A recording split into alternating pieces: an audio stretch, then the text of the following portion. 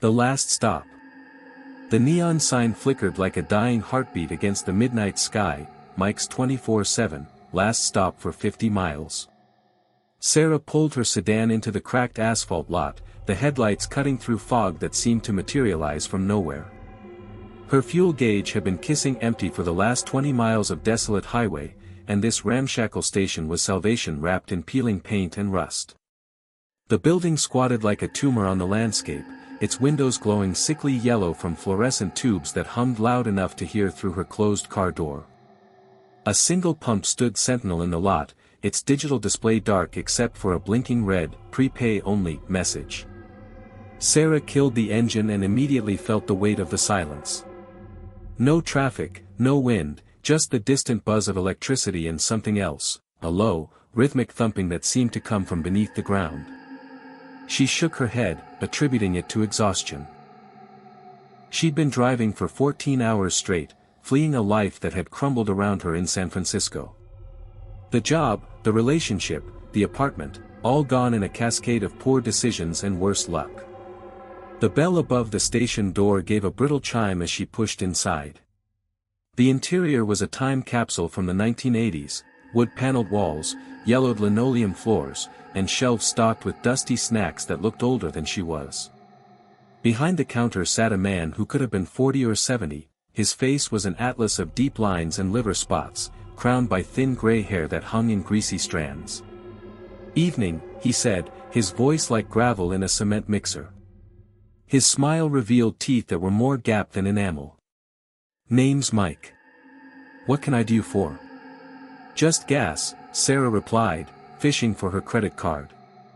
"Pump 1. Mike's eyes, pale blue and watery, fixed on her with uncomfortable intensity. "Credit card reader's been down all week. Cash only, I'm afraid." Sarah's heart sank. She'd been living on plastic for months, her bank account as empty as her gas tank. I only have about $15 cash. That'll get you maybe 4 gallons. Won't take you far. It'll have to do." She slid the wrinkled bills across the counter, trying not to notice how Mike's fingers lingered against hers as he took the money. His skin felt like cold leather. "You seem tired, honey. Long drive?" "Yeah, cross country." She backed toward the door, eager to fuel up and leave. "Where you headed?" Something in his tone made her pause. Too interested, too friendly. "East," she said vaguely. Mike nodded slowly. "Lot of road between here and there. Dangerous to drive tired. We got a motel out back if you need to rest up." Through the grimy window, Sarah could see a row of dark cabins connected by a covered walkway. Not a single light was on in any of them. "No thanks. I'm good." The gas pump wheezed and clanked as she filled her tank, the mechanical sounds unnaturally loud in the stillness. 4 gallons, just as Mike had predicted. Enough to reach the next town, maybe. She screwed the cap back on and turned to leave, but movement in her peripheral vision stopped her cold. A figure stood at the edge of the lot where the asphalt met the scrub brush, tall and thin, perfectly motionless. In the uncertain light from the station, she couldn't make out any details, just a dark silhouette that seemed to watch her with invisible eyes. "Hello?" she called out, but got no response. The figure didn't move, didn't acknowledge her at all. Sarah hurried back to her car, casting glances over her shoulder.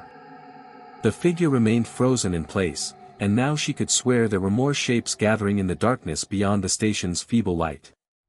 3, maybe 4 shadows that stood silent as tombstones. She fumbled with her keys, hands shaking more than exhaustion could explain. The engine turned over on the 3rd try, and she reversed quickly, gravel spraying from her tires.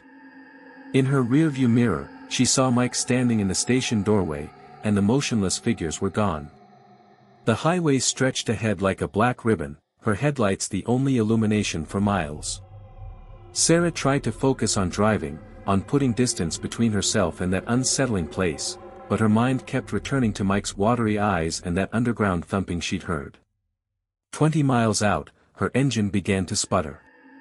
No, no, no, she whispered, watching the RPMs fluctuate wildly. The sputtering became a violent coughing, then a death rattle, and finally silence as her car coasted to a stop on the shoulder. She tried the ignition. Nothing. Not even the click of a dead battery. Sarah sat in the growing cold, hands gripping the wheel so tightly her knuckles went white.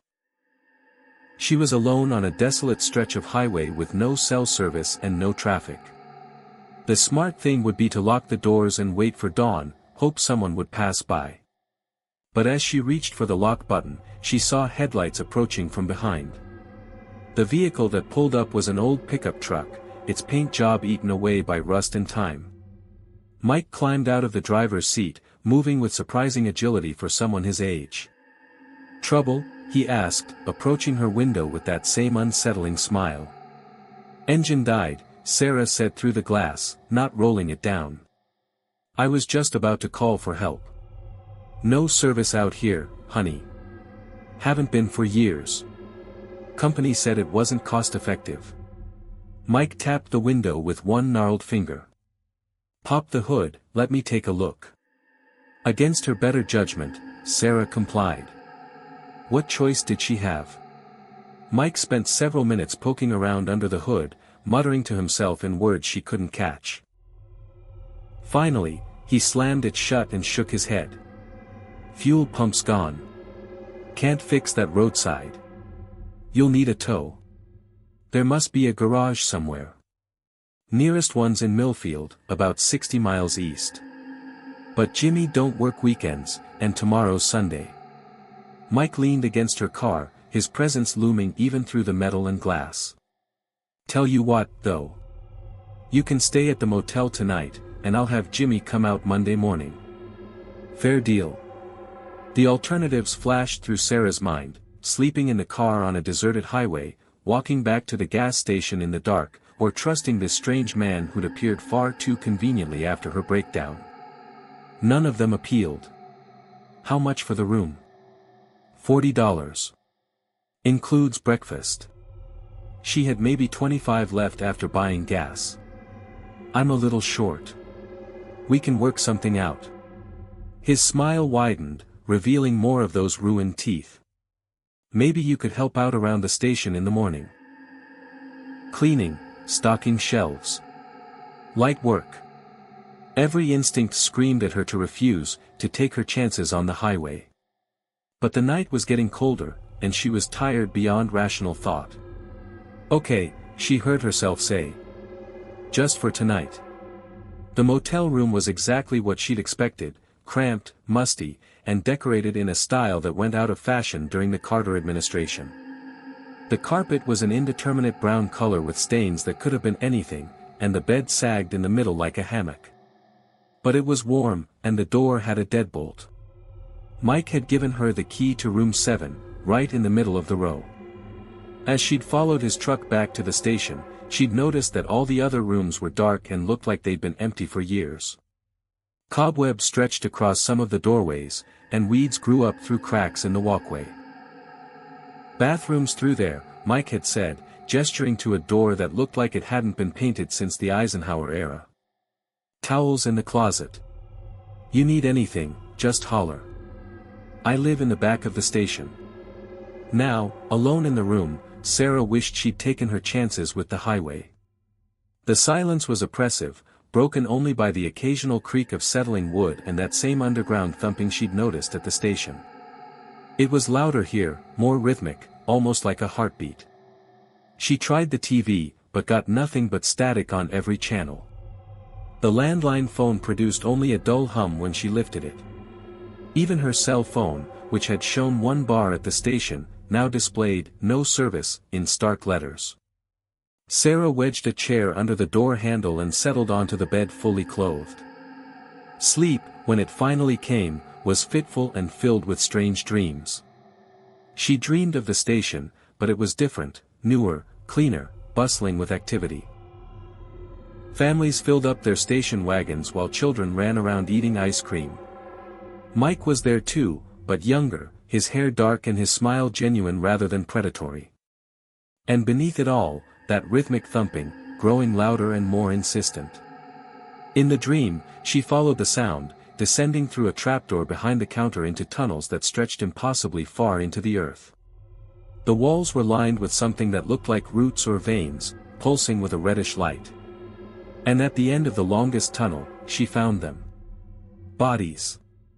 Dozens of them, maybe hundreds, suspended in cocoon-like structures that hung from the ceiling like fruit on some nightmarish tree. Men, women, children, all perfectly preserved, their eyes closed as if in peaceful sleep. And in the center of it all, something vast and ancient, feeding on their life force with a hunger that had endured for centuries. Sarah woke with a gasp, her heart hammering against her ribs.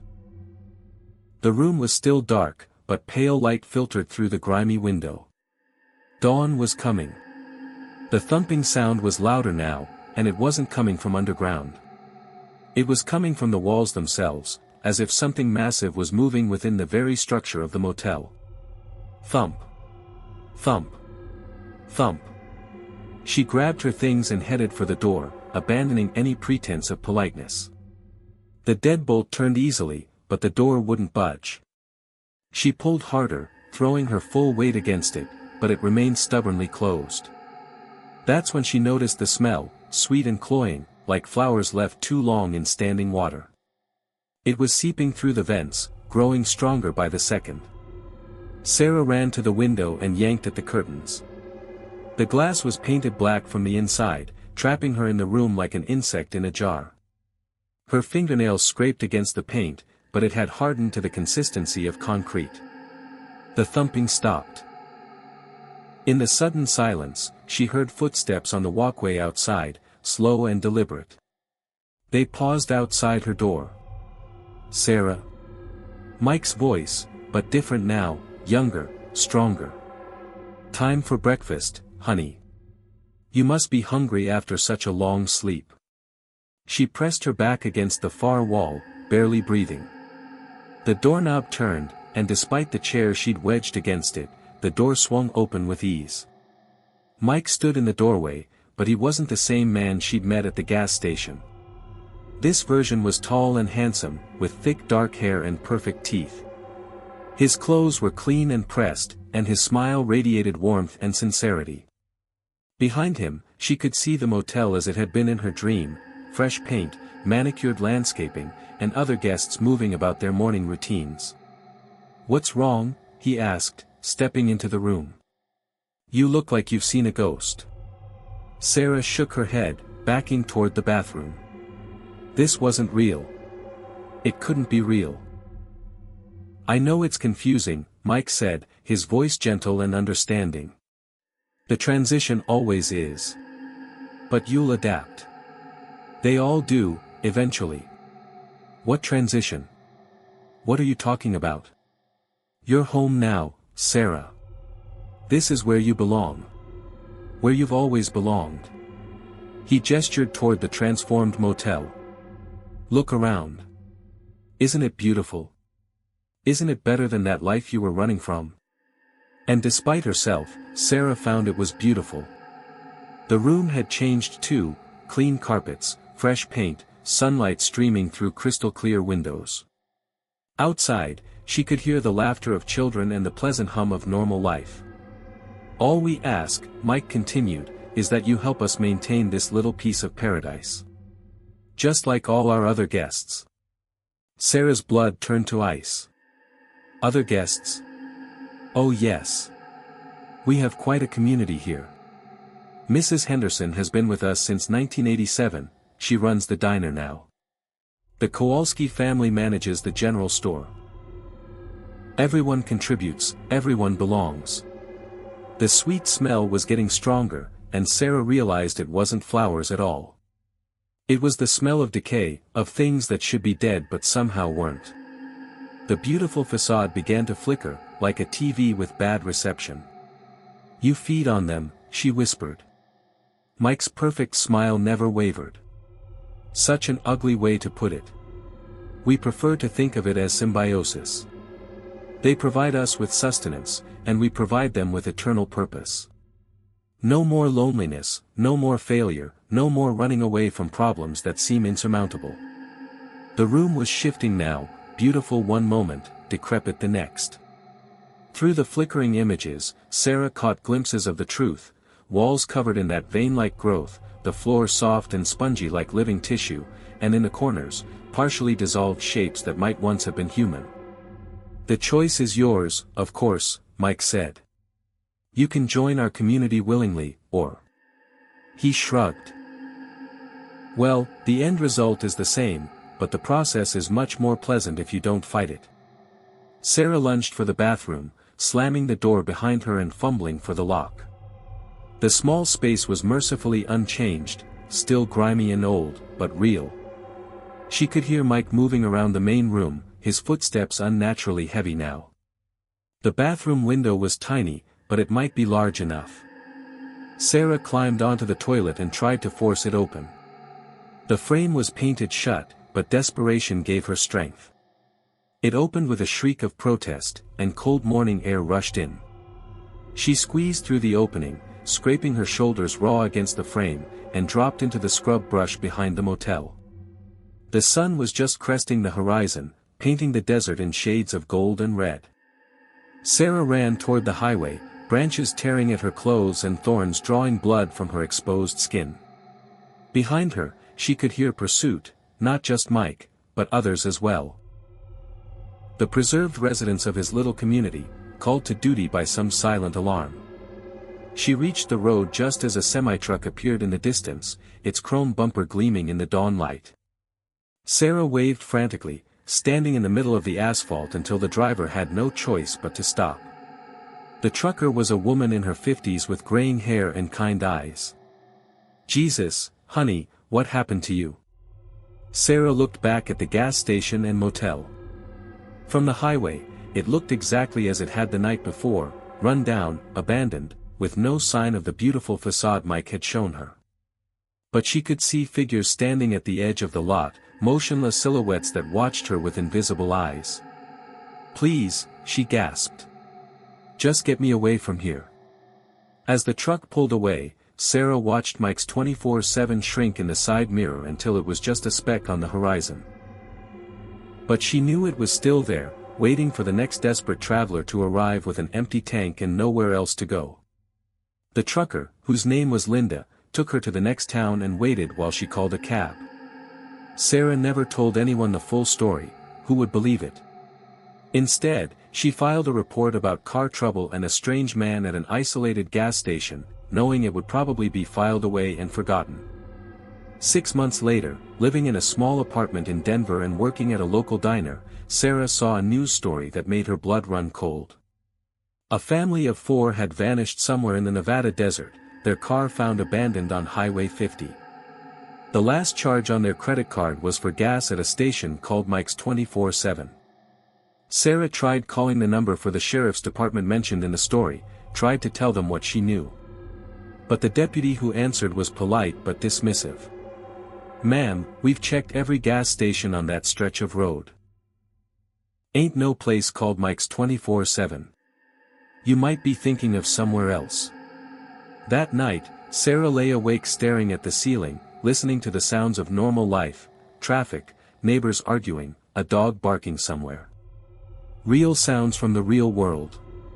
But underneath it all, so faint she might have been imagining it, she could swear she heard that rhythmic thumping, like a heartbeat buried deep beneath the earth. And sometimes, on particularly quiet nights, she wondered if Mike was right. Maybe the eternal purpose he offered was better than this, working double shifts to pay rent on a cramped apartment, eating ramen noodles for dinner, watching her dreams die one day at a time. But then morning would come, bringing with it the chaos and unpredictability of real life, and Sarah would remember that even failure and loneliness were better than the perfect preservation Mike offered.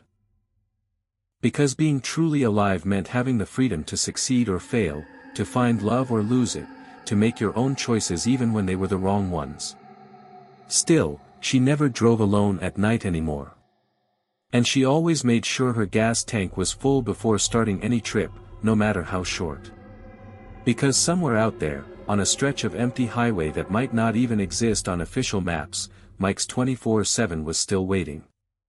The neon sign still flickered like a dying heartbeat, and Mike still sat behind his counter with that terrible smile, ready to help the next lost soul who stumbled through his door.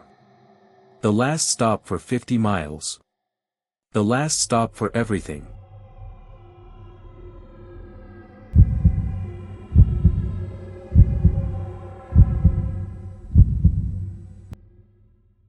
Night shift. Marcus had worked the graveyard shift at Sunset Gas for 3 months, and he thought he'd seen everything. Drunks stumbling in for cigarettes, teenagers shoplifting energy drinks, truckers buying enough coffee to kill a horse. But tonight felt different from the moment he clocked in at 11 p.m. The store was unusually quiet. No customers, no phone calls, just the constant hum of the fluorescent lights and the distant whoosh of cars on the interstate.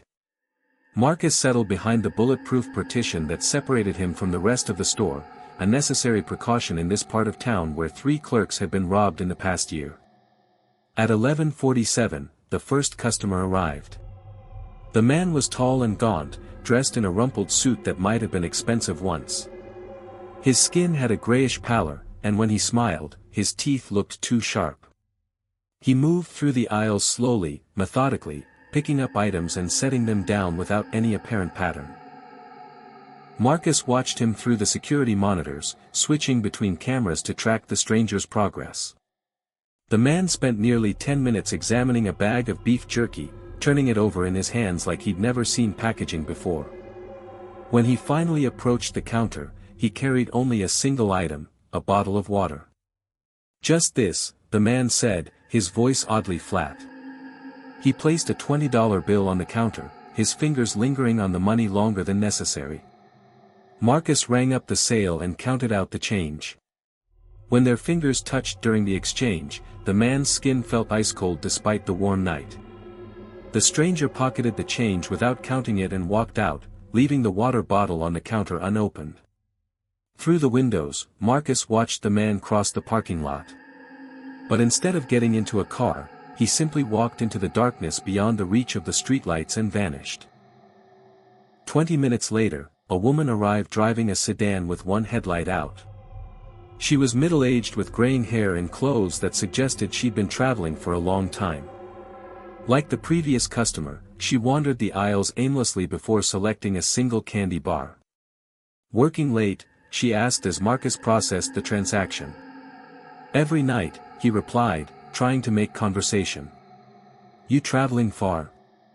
The woman's eyes were completely black, like pools of oil. "Not much farther now," she said. Her voice had an echo to it, as if she were speaking from the bottom of a well. She paid with exact change, coins that were tarnished and bore dates Marcus couldn't quite make out in the dim light. After she left, Marcus found himself checking the security footage. The woman appeared normally on camera, but something was wrong with the timestamps.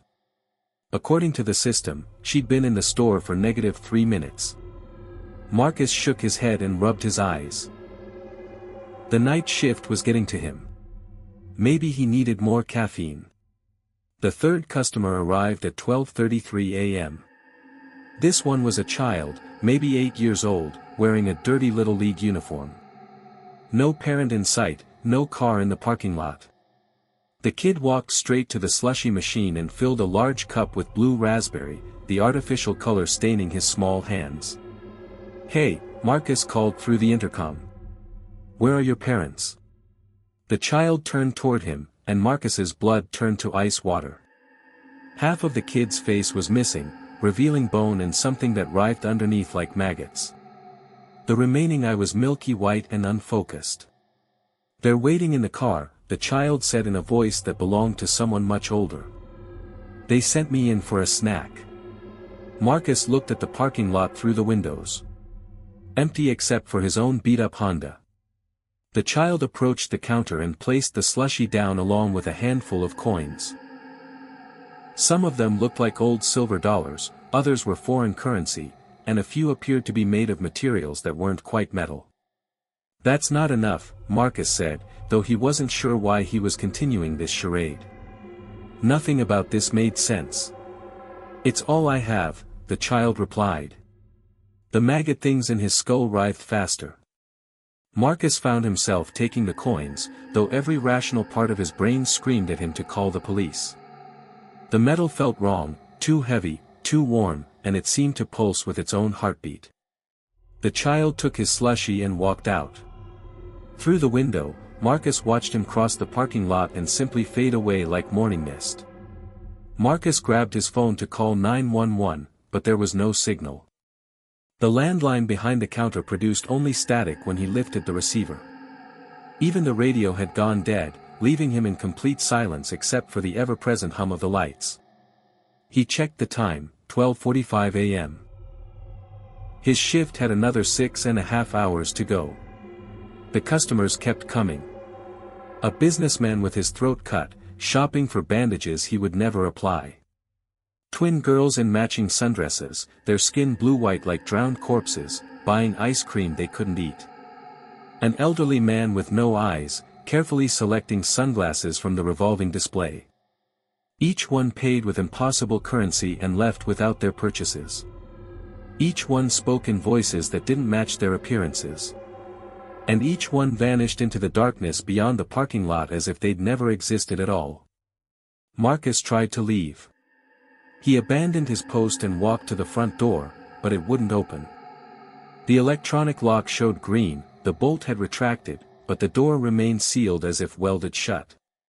The emergency exit in the back was the same, unlocked according to all indicators, but immovable. He was trapped in a box made of bulletproof glass and fluorescent light, forced to serve customers who couldn't possibly be real. At 2 a.m., a man entered wearing the same uniform as Marcus. Same blue vest, same name tag, except the tag read Marcus in faded letters. "Rough night?" the newcomer asked, approaching the counter. Marcus stared at his own face looking back at him, though this version was paler, thinner, with dark circles under eyes that had seen too much. "You're not real," Marcus whispered. "Neither are you, anymore," his doppelganger replied. "Not after tonight. This is where you work now. This is where you'll always work. I don't understand. You died 3 hours ago. Heart attack behind the counter. Jerry's coming in early to cover your shift, but you won't be here when he arrives. None of us are here during the day." Marcus looked down at his hands. They were becoming translucent, and he could see the outline of his bones underneath. "The customers," he said. "They're all dead?" "Yeah. This place sits on some kind of crossroads. Always has, probably always will. The living come during the day, the dead shop at night. And someone has to work the night shift." Marcus felt a crushing weight in his chest, the memory of pain flooding back. He'd been reaching for his phone to call his girlfriend when the heart attack hit, collapsing behind the counter while the store remained empty and silent. "How long?" he asked. "How long what? How long do we work here?" His doppelganger shrugged. "Jerry worked here for 30 years before his stroke took him. Mrs. Chen died in a car accident on her way to work in 1987, she still covers Sundays. Tommy over there," he pointed to a teenage boy Marcus hadn't noticed before, standing motionless by the magazine rack, overdosed in the bathroom in '03. "But why? Why are we trapped here?" "Same reason anyone's trapped anywhere. Unfinished business, guilt, fear of moving on. This place becomes familiar after a while. Safe. The real world was getting pretty scary anyway, don't you think?" As if summoned by the conversation, more figures materialized throughout the store. Men and women of various ages, all wearing the same blue vest, all with the hollow look of people who'd accepted their fate long ago. The night shift crew of the dead. A new customer entered, a woman with her head twisted at an impossible angle, clearly the victim of a car accident. She browsed the chips like nothing was wrong. "Your turn," Marcus's double said. "She likes the barbecue flavor, but she'll settle for original if we're out." Marcus found himself walking to the register, the motions feeling automatic now. He rang up the chips, accepted payment in coins that felt like ice, and watched the woman leave without taking her purchase. It gets easier, his doppelganger assured him. After a few years, you stop questioning it. This becomes your reality. Your only reality. But Marcus wasn't ready to accept that. As the night wore on and more impossible customers came and went, he began to notice patterns. The timestamps on the security system weren't random, they were counting backward. The impossible currency always added up to exactly the right amount when he stopped trying to make sense of it. And most importantly, the door that wouldn't open for him opened easily for every customer. The key was simple, he had to stop being the clerk. At 3:33 a.m., when the store was momentarily empty, Marcus walked to the door. But instead of trying to leave as an employee, he approached it as a customer. He grabbed a candy bar from the shelf near the register and walked to the front of the store. The door opened. Cool night air hit his face, and suddenly he could hear sounds from the real world again, traffic on the interstate, the distant wail of sirens, the ordinary noise of a city that never truly slept. Behind him, his doppelganger called out, "You can't leave. This is where you belong now." But Marcus was already running across the parking lot, the candy bar still clutched in his hand. He expected to fade away like the other customers, to dissolve into the darkness beyond the streetlights. Instead, he found himself standing on the sidewalk across from the gas station, watching through the windows as his double returned to work behind the counter. The building looked different now, older, more run down, with several windows boarded up and graffiti covering the walls. Marcus pulled out his phone. Full signal.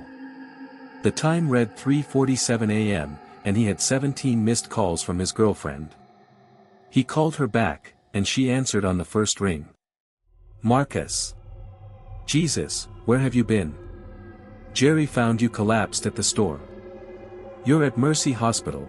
The doctors say you had a massive heart attack but your vitals stabilized about 20 minutes ago. I've been trying to reach you all night."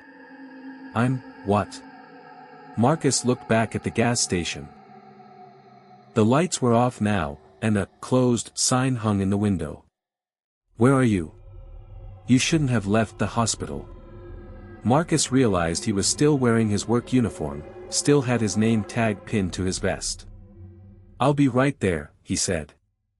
As he started walking toward the main road to catch a cab, Marcus looked back one more time at Sunset Gas. For just a moment, he thought he saw figures moving behind the darkened windows, his fellow night shift workers, still serving customers who would never leave, still trapped in a job that never truly ended. The candy bar in his hand crumbled to dust and blew away in the wind. Marcus never worked another night shift. In fact, he never worked at a gas station again. He got a day job at a bank, married his girlfriend, and tried to convince himself that what he remembered from that night was just a near-death hallucination brought on by oxygen deprivation. But sometimes, driving past gas stations late at night, he would see clerks behind bulletproof glass and wonder if they were still alive or if they, like him, were just going through the motions of a job that had become their entire existence. And occasionally, when he couldn't sleep, Marcus would drive by Sunset Gas. It had reopened under new management with a different name, staffed by living employees who complained about the usual problems: robbery attempts, difficult customers, broken equipment. But late at night, if he looked carefully through the windows, he could sometimes see other figures moving in the aisles.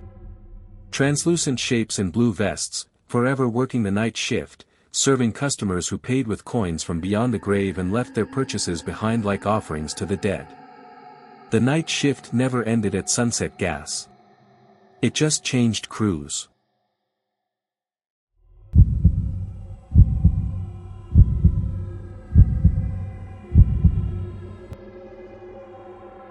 Route 666. The GPS died exactly when Detective Lisa Chen needed it most.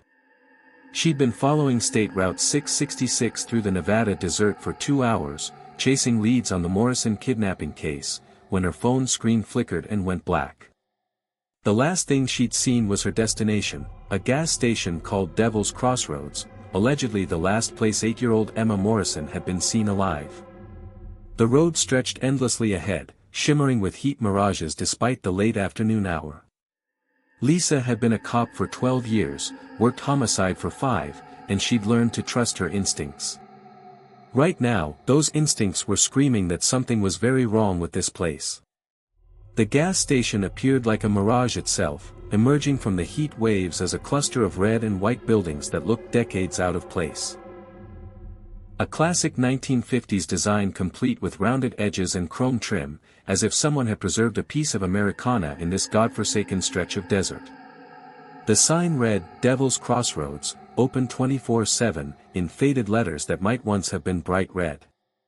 Lisa pulled her unmarked sedan next to one of 3 vintage gas pumps and killed the engine. The silence was absolute. No wind, no insects, no distant traffic. Just her own breathing and the tick of her cooling engine. She stepped out, hand instinctively checking her service weapon, and surveyed the scene. 2 other vehicles sat in the lot, a family minivan with Illinois plates and a motorcycle that looked like it belonged in a museum. Both appeared to have been there for some time, dust coating their surfaces like snow.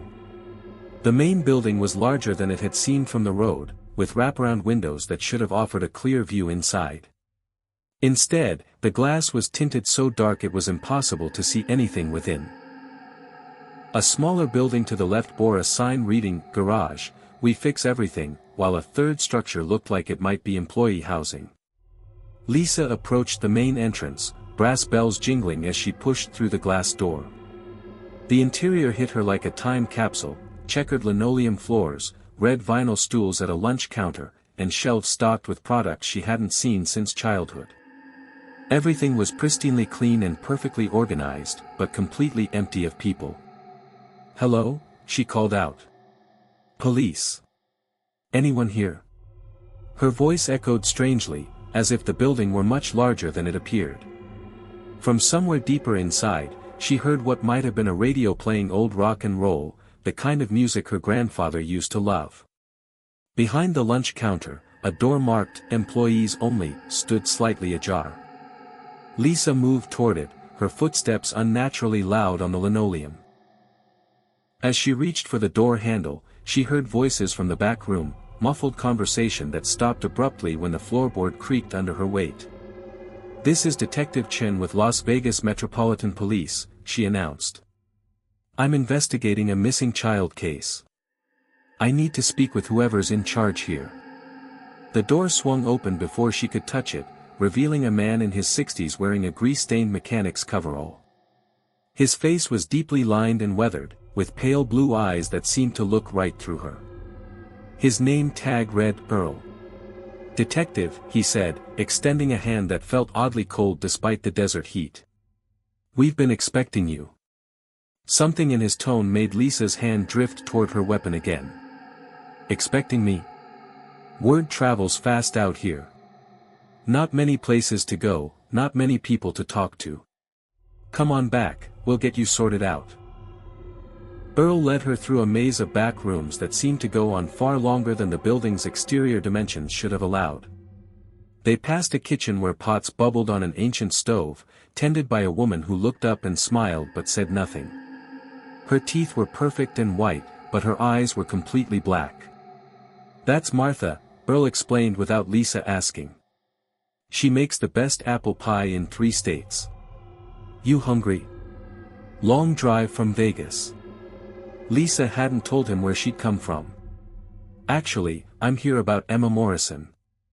8 years old, blonde hair, last seen at a gas station that matches this description 3 days ago." Earl stopped walking. They were in what looked like an office now, with filing cabinets lining the walls and a desk covered in paperwork that appeared to be decades old. "Pretty little thing," he said finally. "Smart too.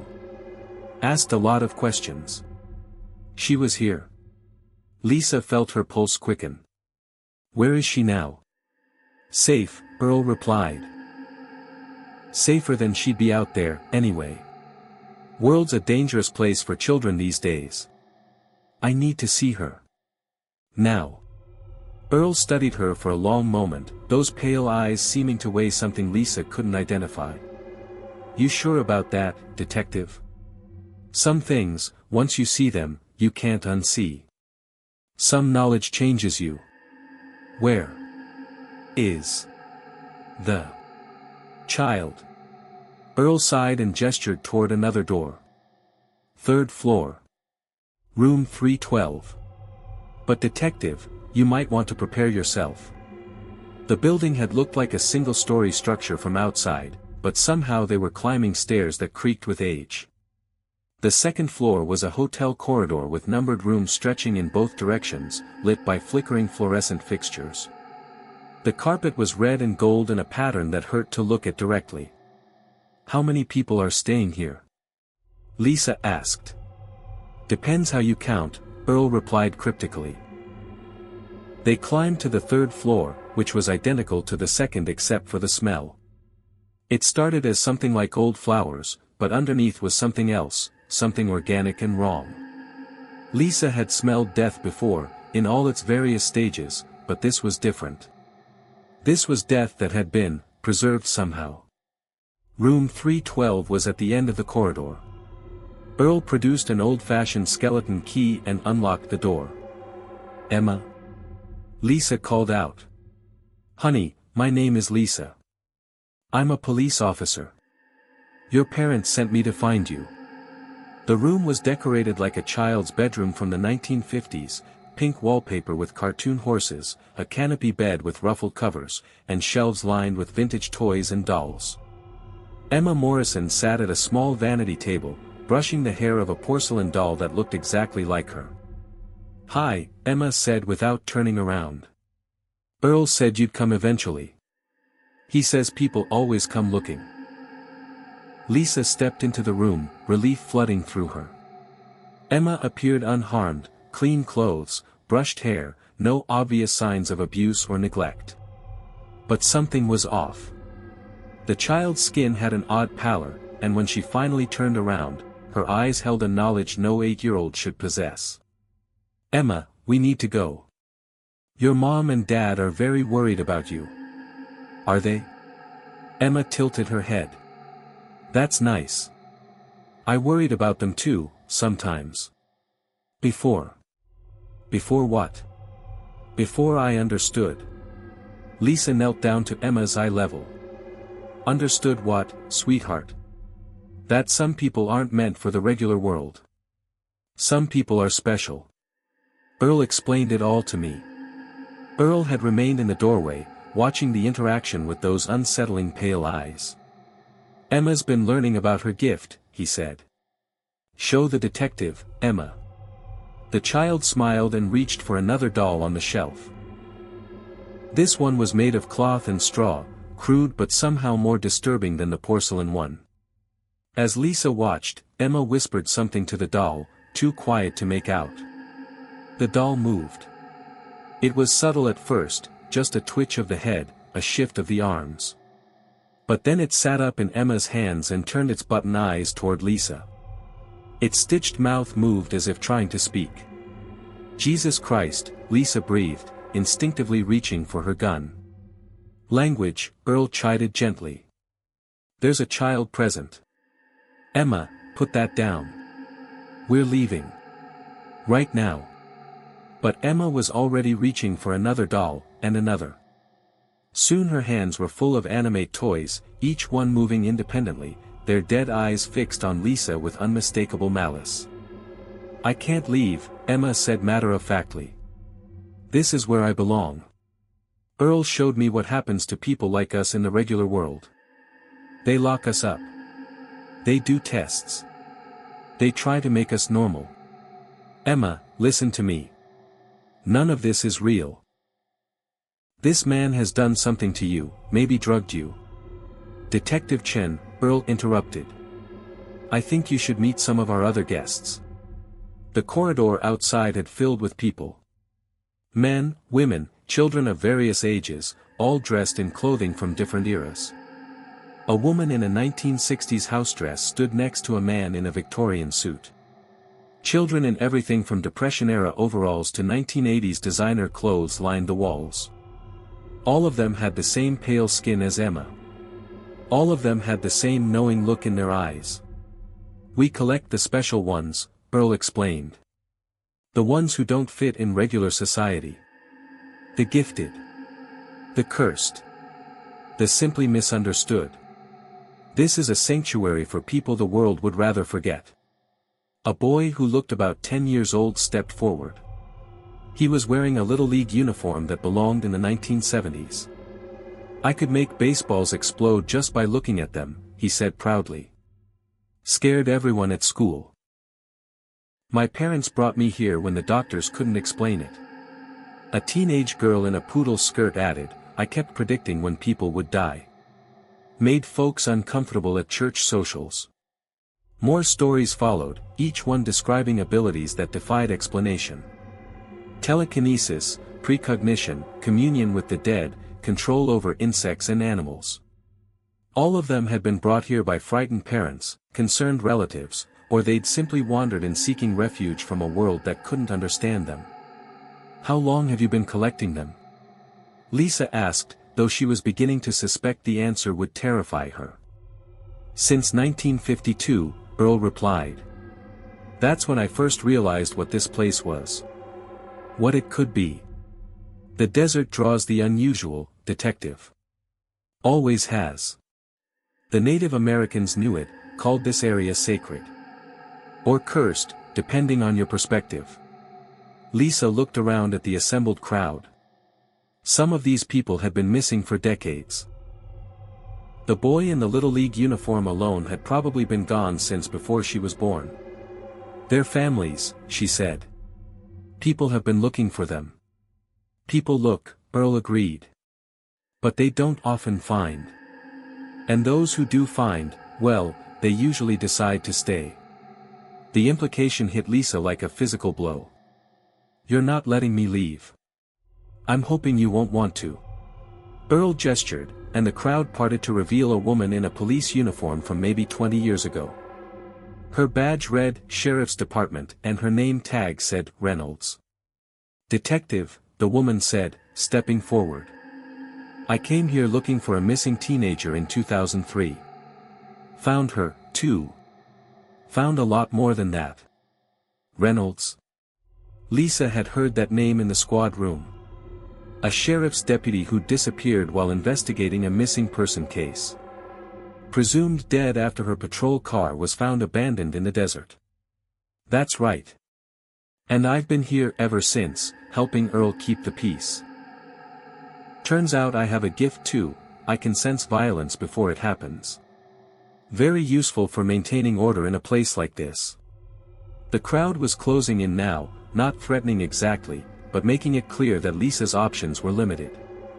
Emma had approached with her collection of animated dolls, and up close, Lisa could see that the crude one wasn't made of straw and cloth at all.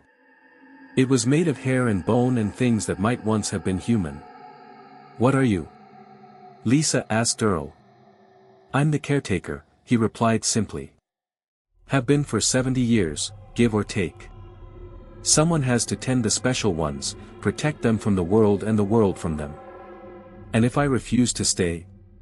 Earl's expression grew sad. "Then you'll forget. You'll drive away from here convinced you never found Emma, never found any of them.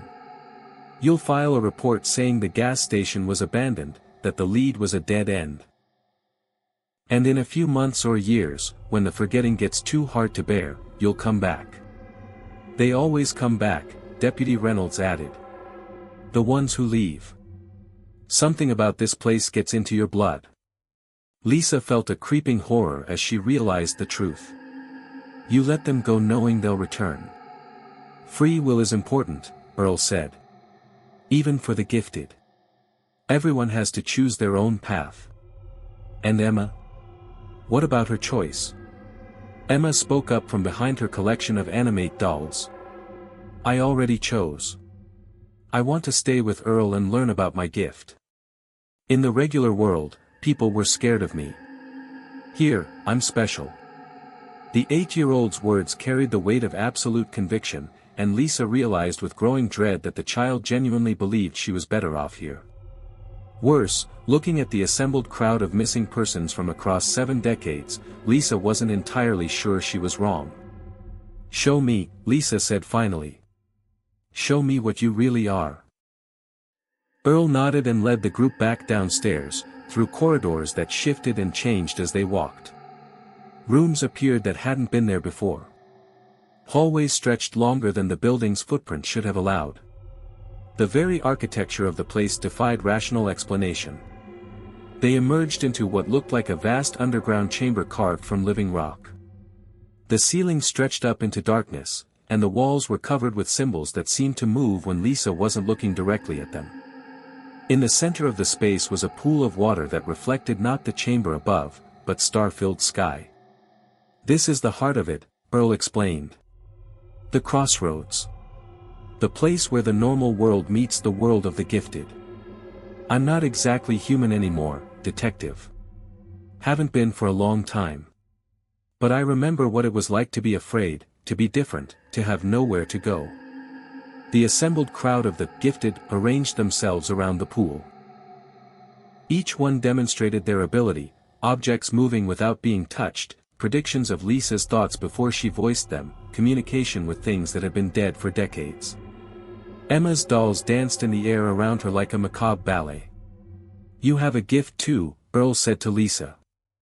"All good detectives do. You see things others miss, you know when people are lying, you can sense danger before it strikes. That's why you're here. That's why the road brought you to us." Lisa wanted to deny it, but she couldn't. She'd always been able to read people, to know things she shouldn't know. It's what made her a good cop, what helped her solve cases others couldn't crack.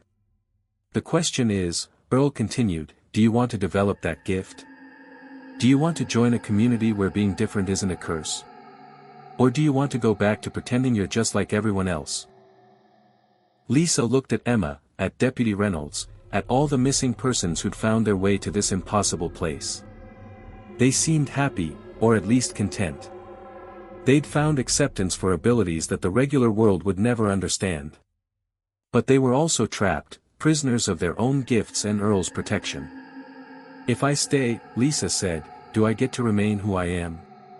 "You get to become who you really are," Earl replied. "Without fear, without hiding, without pretending to be less than you are." Lisa closed her eyes and reached for her phone, knowing it would still be dead. She thought about her partner back in Vegas, probably wondering where she'd gone. About the Morrison family, still hoping their daughter would come home. About all the other families who'd never gotten answers about their missing loved ones. "I need to make a phone call," she said. Earl gestured to an old rotary phone that definitely hadn't been there moments before. "One call. Then you decide." Lisa dialed her partner's number. Jake answered on the first ring. "Chen. Jesus, where are you? You missed your check-in 6 hours ago." "Jake, listen carefully. I found Emma Morrison. She's safe, but the situation is complicated. I need you to close the case as solved, but don't come looking for me." "What?" "Lisa, you're breaking up. Where are you?" "Close the case, Jake. Tell the Morrisons their daughter is safe and happy. Tell them she's somewhere she can be herself." "Lisa, you're scaring me. What's going on?" "I'm exactly where I'm supposed to be." Lisa hung up the phone and turned to face Earl. Around the underground chamber, dozens of pairs of eyes watched her with interest and sympathy. "I'll stay," she said. "But I have conditions. Emma gets to video call her parents once a week. All of them do. The families deserve to know their loved ones are alive and well." Earl considered this for a long moment. That could complicate things. "It's that or I leave and keep coming back until I find a way to expose this place." "She's stubborn," Deputy Reynolds observed with approval. "I like her."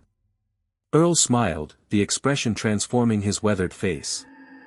"Very well. Family calls once a week. But no locations, no details about how to find us." Lisa nodded and looked around at her new community. Emma ran over and hugged her legs, the animated dolls swirling around them both like friendly spirits. "Welcome to Devil's Crossroads," Earl said. "Population, however many lost souls need sanctuary. As the weeks passed, Lisa discovered that her gift was indeed stronger here. She could sense not just danger and deception, but the deep currents of human emotion and intention. She helped resolve conflicts between residents, track down new arrivals who wandered in seeking refuge, and learned to use abilities she'd spent her whole life suppressing. Emma thrived in the accepting environment, her power over inanimate objects growing stronger each day. She spoke to her parents every Sunday, carefully avoiding details about where she was but assuring them she was learning and growing and surrounded by people who understood her. And sometimes, late at night when the desert wind howled around the gas station, Lisa would think about the cases she'd left behind, the justice she'd never see served, the normal life she'd abandoned. But then she'd look at Emma playing with dolls that danced in the air, at Deputy Reynolds using her precognitive abilities to prevent accidents before they happened, at all the lost souls who'd found purpose and acceptance in this impossible place. Devil's Crossroads wasn't paradise. It was stranger and more complicated than that. But for people who'd never fit anywhere else, it was home. And sometimes, on quiet nights when the interstate was empty and the stars shone bright over the Nevada desert, Lisa would stand at the gas pumps and watch for the next lost soul to find their way to sanctuary. Because they always did, eventually. The gifted always came home.